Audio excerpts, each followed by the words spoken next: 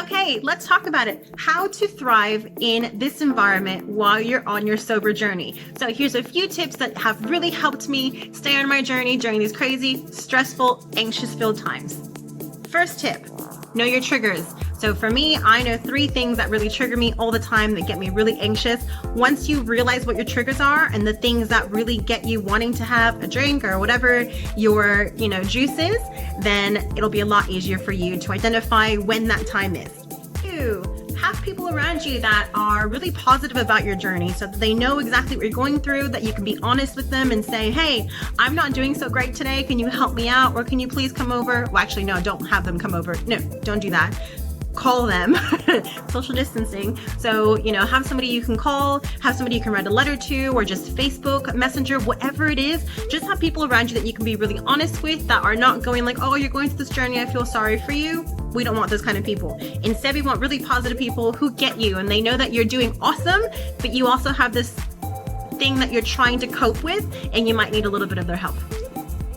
3, for me, really is helpful to have something that is just for me. So again, I keep saying me, because when you're going through this sober journey, it's really important to find something that distills within your identity. So find something that has nothing to do with being a mom, nothing to do with being a wife, has nothing to do with being a business partner, has nothing to do with anyone else, but just yourself. So for me, I really need to make sure that in the mornings, I have my 2 hours or 1 hour of something that has to do for me. It could be talking to you guys. It could be working on my business. It could be working on my body, could be working on my journaling, whatever it is, something that is just for you is really important to do every single day.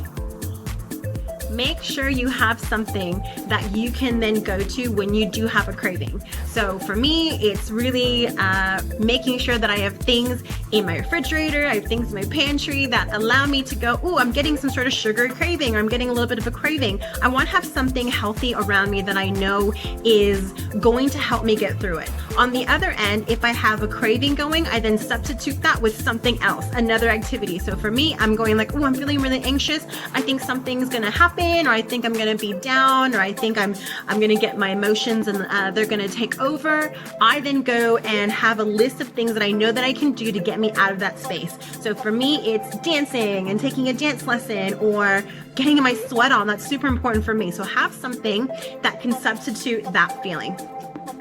Last thing, be easy on yourself. This is a really difficult time normally when you're able to leave your house, but now that you're stuck inside, if you're stuck inside with people that you don't normally talk to about your sobriety, if you are in an environment where you have to be the person who's like 100% on all the time and taking care of everything, allow yourself to just step away for a minute, be in your feelings, give yourself some ease. It is a really difficult time right now, but you are going to get through it. And just think about a couple of those tricks that I gave you. Hopefully they help, and good luck on this journey, and you're going to rock it.